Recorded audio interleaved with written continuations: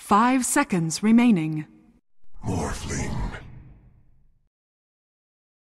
But in the end, he gets caught out still, which is odd to say the least. And I believe, did we introduce Navi's players on the heroes? Because else I'm going to go over it really quickly after that first Blood Gob. Like on the Sand King, mentioned that. Vanscore will be playing Shadow Demon, one of his best heroes, really good in defensive supports or hybrids.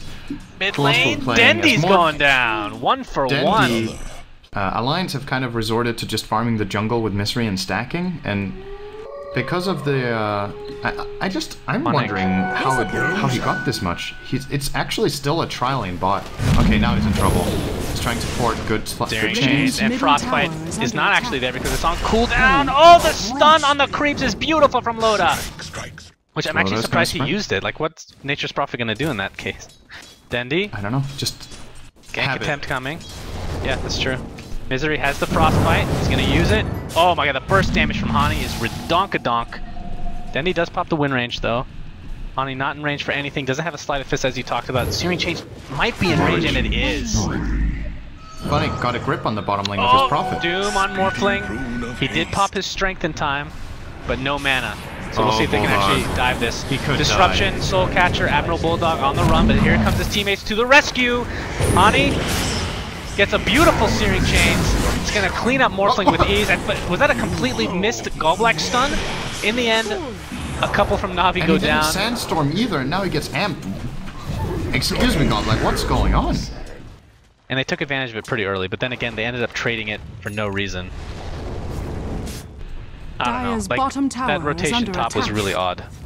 Yeah, that was a really strange fight, but important for Alliance that the whole thing top lane at that tier 1 worked out, because else they were looking really grim. Hani diving deep onto Funnick. I think he's gonna get this kill too. Flame Guard does so much damage, and he's just gonna get Hani's all playing the way back to very well this game. I think his Ember Spirit has been pretty much perfect so far.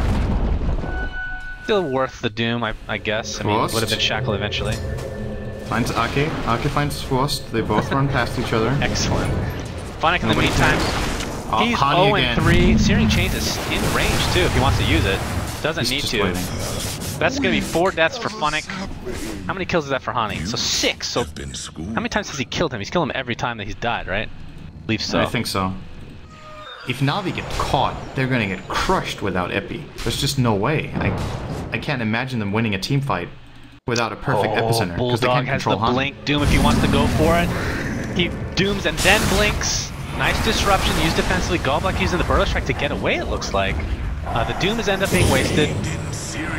Unless Ember Spirit can actually do something about this. Dendy gets Searing Chain along with the Shadow Demon. That's going to be the death of him. And Hani spirits away. Hani's providing some really good vision now, though. If Navi try to defend this tower now. Dire's middle tower is under attack. Burrow Strike's going to connect on Admiral Bulldog.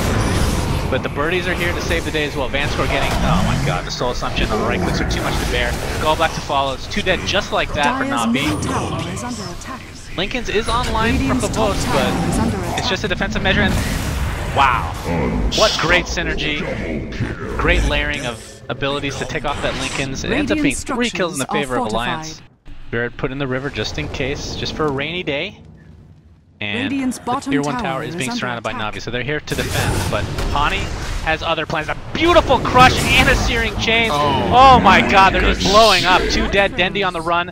He used his 4-step. Looks like he'll live.